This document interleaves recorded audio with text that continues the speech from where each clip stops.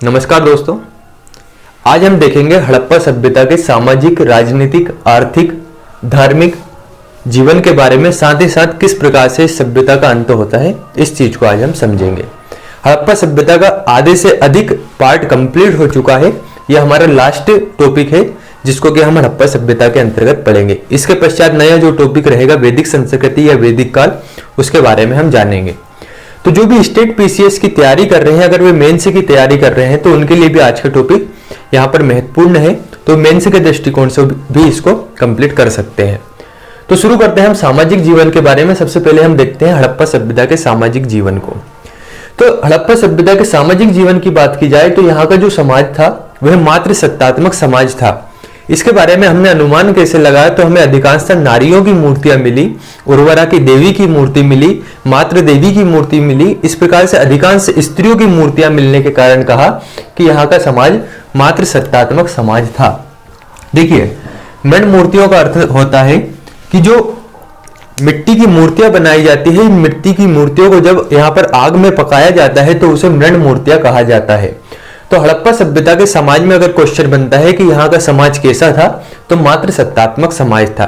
इसके बाद यहाँ पर पुरातात्विक खोजें होती है। पुरातात्विक खोजों में पता लगता है कि यहाँ का समाज शायद 4 वर्गों में भी विभाजित था। ध्यान रखना है, समाज वर्ग में विभाजित था, ना कि वर्ण व्यवस्था में। तो यहाँ का समाज 4 वर्गों में विभाजित था। वे जो वर्ग थे वे थे शासक, कुलीन, मध्यम और निम्न वर्ग। तो इस प्रकार से 4 वर्गों में यहाँ का समाज विभक्त था। कुलीन वर्ग, इसे ही धनी वर्ग कहा जाता है। इसके पश्चात जब हम यहाँ के खान पान की बात करते हैं तो ये देखा गया कि हड़प्पा सभ्यता के लोग शाकाहारी और मांसाहारी दोनों प्रकार के थे। ये मैंने लिखा हुआ है, यहाँ का खान पान शाकाहारी व मांसाहारी, तो दोनों प्रकार के ये लोग थे। शाकाहार में मुख्य रूप से गेहूं, जौ, चावल, इन चीजों का प्रयोग करते थे। वही मांसाहार में ये विभिन्न चीजों का प्रयोग करते थे। इसके अलावा अगर हम आभूषण की बात करें कि किस प्रकार के आभूषण ये लोग पहनते थे, तो यहाँ पर ये देखे गया कि यहाँ पर स्त्री और पुरुष दोनों ही आभूषण प्रिय थे। यहाँ पर आभूषण के रूप में सोना और चांदी को अन्य देशों या विदेशों से यहाँ पर आयात भी किया जाता था। तो इस आधार पर कह सकते हैं कि यहाँ के लोग स्त्री और पुरुष दोनों ही आभूषण प्रिय थे। इसके अलावा हमें हड़प्पा सभ्यता में मनके बनाने का एक कारखाना भी मिला है। मनके जो मोतियों की माला होती है, इस प्रकार के मनके होते हैं जो कि माला के रूप में यहाँ पर पहने जाते हैं। तो ये बताता है कि यहाँ के लोग आभूषण प्रिय थे। तो आभूषण की बात की जाए तो स्त्री और पुरुष दोनों ही आभूषण प्रिय। इसके अलावा जब हम यहाँ के मनोरंजन की बात करें तो हड़प्पा सभ्यता के समाज में मनोरंजन का जो मुख्य साधन था, यहाँ पर लोग शिकार करते थे, मछली पकड़ते थे। उसके अलावा यहाँ पर पांसा खेलते थे। पांसे के अलावा यहाँ पर मल्ल युद्ध, कुश्ती की जाती थी और पशु पक्षियों को आपस में लड़ाया जाता था। ये सभी इनके मनोरंजन के साधन थे। अगला पॉइंट मैंने लिखा हुआ है, समाज शांति प्रिय था। देखिए, हमें यहाँ से ऐसा कोई भी औजार नहीं मिला जिसके आधार पर हम कह सकें कि यहाँ के लोग युद्ध वगैरह भी करते थे। अर्थात यहाँ के लोग शांति प्रिय लोग थे। युद्ध आदि चीजों में इनकी यहाँ पर रुचियां नहीं थी। तो हड़प्पा सभ्यता के सामाजिक जीवन में अगर हमें फैक्चुअल क्वेश्चन निकालना चाहिए तो वह है कि हड़प्पा सभ्यता का समाज मातृ सत्तात्मक समाज था। अगला है हड़प्पा सभ्यता के राजनीतिक जीवन की हम बात करें कि किन वर्ग के हाथों में यहाँ का राजनीतिक जीवन था, तो उसको हम देखते हैं। देखिए, यहाँ पर जब लिपि को नहीं पढ़ा जा सका तो इतिहासकार एक संपूर्ण सभ्यता के बारे में अलग अलग मत देने लगते हैं कि किस प्रकार की यहाँ की सामाजिक व्यवस्था रही होगी। तो एक इतिहासकार है, जैसे बहुत से इतिहासकारों ने कुछ ने कह दिया यहाँ पर पुरोहितों का शासन रहा होगा, कुछ का कहना कि यहाँ पर प्रजातंत्र या राजतंत्र रहा होगा, कुछ इतिहासकारों का कहना है कि कुलीन वर्ग का यहाँ पर शासन रहा होगा। तो एक इतिहासकार है पिग्गट महोदय। पिग्गट महोदय का कहना है कि जो मोहनजोदड़ो है और हड़प्पा है, ये दोनों ही स्थल यहाँ पर संपूर्ण सभ्यता की जुड़वा राजधानी थे। तो पिग्गट महोदय ने कहा मोहनजोदड़ो और हड़प्पा दोनों ही सभ्यता की जुड़वा राजधानी थे। तो अगर क्वेश्चन बनता है कि मोहनजोदड़ो एवं हड़प्पा को जुड़वा राजधानी किसने कहा, तो वे कहा था पिग्गट महोदय ने। इसके अलावा एक और इतिहासकार है हंटर। हंटर महोदय का कहना है कि जो आपका मोहनजोदड़ो है, इस मोहनजोदड़ो में राजतंत्रात्मक शासन न होकर यहाँ पर जनतंत्रात्मक शासन था। जनतंत्रात्मक शासन इन्होंने इसलिए बताया क्योंकि अगर यहाँ पर राजतंत्रात्मक शासन होता तो यहाँ पर हमें महल के भी साक्ष्य मिलते, राजा भी होता, उसके अलावा यहाँ पर हमें अस्त्र शस्त्र भी मिलते। तो हमें जब ये वस्तुएं यहाँ पर नहीं मिली तो इसके आधार पर इन्होंने कहा कि शायद यहाँ पर जनतंत्रात्मक शासन था। अगला मैंने लिखा हुआ है, आर शर्मा ने सभ्यता के शासक वणिक वर्ग या व्यापारी वर्ग को माना। देखिए, एक बहुत बड़ी सभ्यता थी और एक नगरीकरण सभ्यता थी और सुव्यवस्थित नगरीकरण यहाँ पर था। तो जब नगरीकरण ये सभ्यता थी तो नगरीकरण का सबसे मुख्य जो आधार रहता है वह रहता है व्यापार वाणिज्य। तो व्यापार वाणिज्य संपूर्ण सभ्यता का मुख्य आधार था और व्यापार वाणिज्य वणिक वर्ग या व्यापारी वर्गों के हाथ में था। जब व्यापारी वर्ग के हाथ में यहाँ पर व्यापार वाणिज्य था और नगरीकरण सभ्यता थी तो आर शर्मा ने अपना मत दिया कि इस संपूर्ण सभ्यता का आधार व्यापार वाणिज्य है और नगरीकरण है, और नगरीकरण का सबसे प्रमुख आधार व्यापार वाणिज्य होता है, जिसके कारण इस सभ्यता का जो कह सकते हैं शासन वह वणिक वर्ग या व्यापारी वर्ग के हाथों में था। तो अधिकतर इतिहासकारों ने इस पर अपनी सहमति दी है। तो अगर क्वेश्चन बनता है कि राजनीतिक जीवन के अंतर्गत हड़प्पा सभ्यता का शासन किस वर्ग के हाथों में था, तो वह था वणिक वर्ग के हाथों में। अगला क्वेश्चन कि मोहनजोदड़ो व हड़प्पा को जुड़वा राजधानी किसने कहा, तो पिंगट महोदय ने। मोहनजोदड़ो के शासन को राजतंत्रात्मक की अपेक्षा जनतंत्रात्मक किसने माना, तो वे माना था हंटर महोदय ने। इस प्रकार की यहाँ की राजनीतिक व्यवस्था थी। अगला देखते हैं हम आर्थिक जीवन, अर्थात हड़प्पा सभ्यता की अर्थव्यवस्था किस प्रकार की थी। तो जब हम हड़प्पा सभ्यता की अर्थव्यवस्था की बात करते हैं तो यहाँ पर व्यापार वाणिज्य तो प्रमुख रूप से रहना ही है, क्योंकि नगरीकरण ये सभ्यता थी। लेकिन व्यापार वाणिज्य के साथ साथ यहाँ पर कृषि और पशुपालन ये दोनों ही उन्नत अवस्था में थे। कृषि के रूप में यहाँ पर हमने ये देखा गया कि यहाँ से हमें हल्की आकृति, साथ ही साथ जुते हुए खेत के साक्ष्य मिले।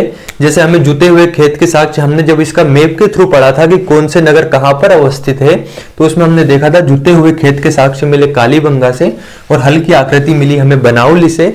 तो इसके आधार पर कहा गया कि यहाँ पर शायद लोग गेहूं, जौ, चावल या चना, मटर इन चीजों की फसलें इनका उत्पादन करते थे। और यहाँ पर जुते हुए खेत, हल्की आकृति के खिलौने, इस प्रकार के साक्ष्य मिलने से यह अनुमान लगाया गया कि यहाँ की जो कृषि थी वह उन्नत कृषि थी।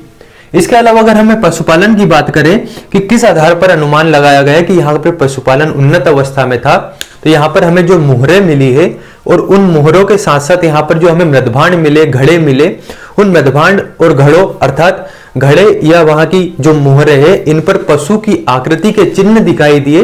तो जब पशुओं की आकृति के चिन्ह दिखाई दिए तो ये कहीं ना कहीं संकेत करते हैं कि इस सभ्यता में पशुपालन भी उन्नत अवस्था में था। इसके साथ ही इस सभ्यता का सबसे प्रिय जो पशु था वह था कुबड़ वाला सांड। इसके अलावा इसी कुबड़ वाले सांड को यहाँ पर एक श्रृंगी बैल भी कहीं कहीं कहा गया है। तो अगर क्वेश्चन बनता है कि हड़प्पा सभ्यता का सबसे पवित्र पशु कौन सा था, तो वह था कुबड़ वाला सांड या एक श्रृंगी बैल। इसके साथ ही ये लोग गाय आदि जानवरों से भी यहाँ पर परिचित थे। तो हड़प्पा सभ्यता की कृषि भी उन्नत अवस्था में थी, पशुपालन भी यहाँ पर उन्नत अवस्था में था। अब बात करते हैं यहाँ के व्यापार वाणिज्य की, किस प्रकार का यहाँ पर व्यापार वाणिज्य था। तो हड़प्पा सभ्यता चूंकि नगरीकरण एक सभ्यता थी, संपूर्ण भारतीय उपमहाद्वीप में पहली नगरी क्रांति को इस हड़प्पा सभ्यता ने ही दर्शाया था और नगरीकरण का सबसे प्रमुख आधार व्यापार वाणिज्य होता है। तो स्वाभाविक सी बात है कि इस सभ्यता में व्यापार वाणिज्य उन्नत अवस्था में ही रहा होगा। यहाँ का जो व्यापार वाणिज्य था ये आंतरिक और बाह्य दोनों प्रकार का होता था। और यहाँ के जो व्यापार वाणिज्य था, यहाँ पर आंतरिक एवं बाह्य व्यापार को जो सबसे ज्यादा प्रेरित किया, उसे प्रेरित किया दो प्रमुख वर्गों ने। एक वर्ग था यहाँ पर कुलीन वर्ग, दूसरा था यहाँ पर शिल्पी वर्ग। इन दोनों वर्गों ने यहाँ पर व्यापार वाणिज्य को सर्वाधिक प्रेरित किया। कैसे? पहला जो कुलीन वर्ग था, इस कुलीन वर्ग को यहाँ पर विलासितापूर्ण सामग्रियों की जरूरत रहती थी और इन विलासितापूर्ण सामग्रियों को यहाँ पर दूसरे देश से आयात किया जाता था। तो पहले तो प्रेरित करने वाले हो गए कुलीन वर्ग, दूसरा था शिल्पी वर्ग।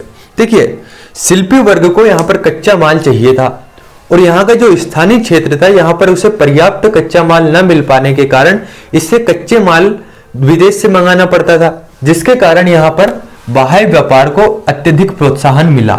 तो अगर हमें हड़प्पा सभ्यता के व्यापार वाणिज्य की बात करनी पड़े, हम कह सकते हैं कि हड़प्पा सभ्यता का व्यापार आंतरिक एवं बाह्य दोनों प्रकार का था। अर्थात यहाँ पर आंतरिक रूप से और बाह्य रूप से दोनों प्रकार से यहाँ पर व्यापार होता था। वहीं यहाँ पर जो व्यापार होता था ये वस्तु विनिमय आधारित व्यापार था।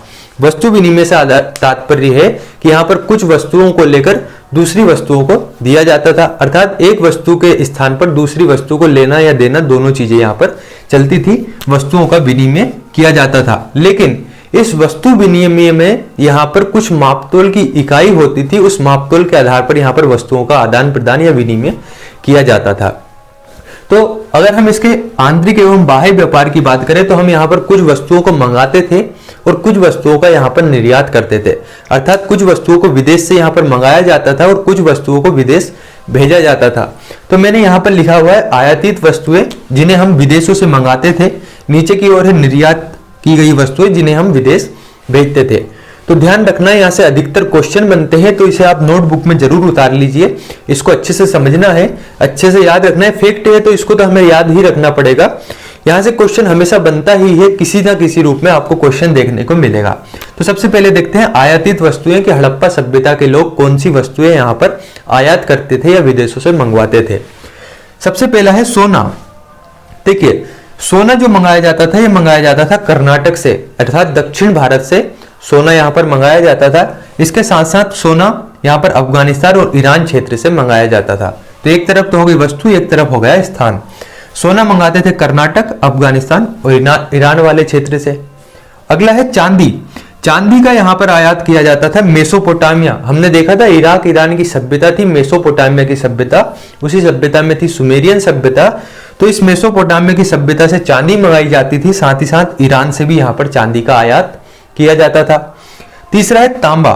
तांबा को मंगाया जाता था खेतड़ी से, जो आपका राजस्थान है, इस राजस्थान में एक स्थान है खेतड़ी, इस खेतड़ी नामक स्थान से तांबा मंगाया जाता था। इसके साथ ही बलूचिस्तान से यहाँ पर तांबा मंगाया जाता था, अर्थात बलूचिस्तान और खेतड़ी राजस्थान ये आपका आंतरिक व्यापार के अंतर्गत आ गया। वहीं सोना कर्नाटक से मंगाया जाता था तो आंतरिक व्यापार के अंतर्गत आ गया। अफगानिस्तान भी आपका यहाँ से स्थल मिले हड़प्पा सभ्यता के, तो ये भी आंतरिक व्यापार के अंतर्गत है। मेसोपोटामिया से चांदी मंगाई जाती थी तो ये आ गया आपको बाह्य व्यापार के अंतर्गत, अर्थात आंतरिक एवं बाह्य दोनों व्यापार थे। अगला है टिन। टिन ईरान एवं अफगानिस्तान क्षेत्र से मंगाया जाता है था। तो वही सेलखेड़ी की बात करें तो सेलखेड़ी एक विशेष प्रकार की मिट्टी होती थी, एक मिट्टी थी सेलखेड़ी, ये विशेष प्रकार की मिट्टी होती थी और इसका उपयोग किया जाता था मुहरों के निर्माण में। जो भी मुहरें बनाई जाती थी वे बनाई जाती थी सेलखेड़ी की मिट्टी की। तो सेलखेड़ी की मिट्टी मंगाई जाती थी ईरान वाले क्षेत्र से। तो देखिए क्वेश्चन अगर बनता है कि सोना कहां से आयात किया जाता था, तो ऑप्शन में दे सकता है, इनमें से कोई भी एक ऑप्शन रहता है, तो हमें ध्यान रखना है कौन सा ऑप्शन वहां पर बना हुआ है। इसे आप ध्यान से देखिएगा। तांबा खेतड़ी राजस्थान बलूचिस्तान इन क्षेत्रों से मंगाया जाता था। अगला है निर्यात, कि हम यहाँ से कुछ वस्तुओं का निर्यात भी करते थे। उनमें था हाथी दांत का स्केल, उसके अलावा सूती वस्त्र। यहाँ पर हमारे यहाँ क्योंकि कपास का सबसे पहले उत्पादन किया गया था, तो यहाँ पर सूती वस्त्र भी यहाँ से हम निर्यात करते थे। तो इस प्रकार से हड़प्पा सभ्यता की अर्थव्यवस्था की बात की जाए तो यहाँ पर उन्नत अवस्था में हड़प्पा सभ्यता की अर्थव्यवस्था थी। अगला है धार्मिक जीवन।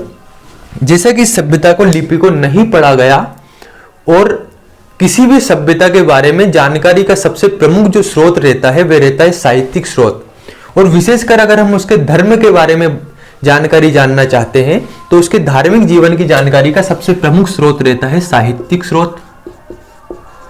लेकिन हमें साहित्यिक स्रोत यहाँ पर पूर्ण रूप से मिले नहीं, लिपि मिली उसे हम पढ़ नहीं सके, तो यहाँ के जो प्रमाण मिले हैं, जो साक्ष्य मिले हैं, उन साक्ष्यों के आधार पर ही हमने इसके धार्मिक जीवन को समझा। अगर यहाँ पर साहित्यिक स्रोत मिलता है तो हम इसकी दार्शनिक पक्षों को आसानी से समझ सकते थे, लेकिन साहित्यिक स्रोत न मिलने के कारण यहाँ के जो पुरातात्विक स्रोत थे उन पुरातात्विक स्रोत के आधार पर ही हमने यहाँ पर अनुमान लगाया। जैसे हमने कहा कि ये लोग मातृ देवी के उपासक थे। ये किस आधार पर कहा, तो हमें यहाँ पर अधिकांशतः उर्वरा की देवी की मूर्ति मिली, मातृ देवी की मूर्ति मिली, स्त्रियों की नारियों की मृण मूर्तियां मिली। तो इसके आधार पर हमने कहा कि हड़प्पा सभ्यता के लोग मातृ देवी के उपासक थे। क्वेश्चन बनता है कि हड़प्पा सभ्यता के लोग किसके उपासक थे, तो वे थे मातृ देवी के उपासक। दूसरा है मंदिर के प्रमाण नहीं। जिस प्रकार से मेसोपोटामिया की सभ्यता में मंदिर के प्रमाण मिलते हैं जिन्हें वहां पर जिगुरत कहा जाता है, वहां पर पुरोहितों का शासन भी माना गया, ऐसा कोई भी प्रमाण हमें हड़प्पा सभ्यता में देखने को नहीं मिलता। तो अगर क्वेश्चन बनता है कि हड़प्पा सभ्यता में मंदिर थे अथवा नहीं, तो यहाँ पर मंदिरों के प्रमाण या साक्ष्य हमें नहीं मिले। अगला है सूर्य पूजा, वृक्ष पूजा और पशु पूजा प्रचलित या की जाती थी। देखिए यहां से हमें स्वास्तिक का चिन्ह मिला, ठीक है। जब स्वास्तिक का चिन्ह हमें यहां से मिला तो इसके आधार पर हमने कहा कि शायद ये लोग यहाँ पर सूर्य पूजा करते थे। उसके अलावा यहाँ पर जो मुहरें मिली, इस सेलखेड़ी की जो मुहरें बनाई जाती थी, ये जो मुहरें थी इन मोहरों पर हमें जो आपका पीपल होता है, इस पीपल के पत्ते के अंकन दिखाई दिए, साथ ही साथ यहाँ पर हमें पशुओं की आकृति का अंकन दिखाई दिया। तो इस आधार पर हमने कहा कि ये लोग सूर्य पूजा, वृक्ष पूजा और पशु पूजा भी करते थे। अगला है अग्निकुंड के साक्ष्य। जो यज्ञ वगैरह रहते हैं, यज्ञ के या अग्निकुंड के साक्ष्य भी हमें यहाँ से देखने के मिले, और ये मिले हमें लोथल और कालीबंगा से। जैसा कि हमने इसके पहले देख लिया है कि कहाँ पर आपका लोथल स्थल था, कहाँ पर आपका कालीबंगा स्थल था। अगर आपने नहीं देखा है तो एक बार उस वीडियो को देखिए, तो आपको सबसे पहले वहां की लोकेशन समझ में आ जाएगी कि कहां पर इसका विस्तार था और कौन कौन से यहाँ के प्रमुख नगर थे।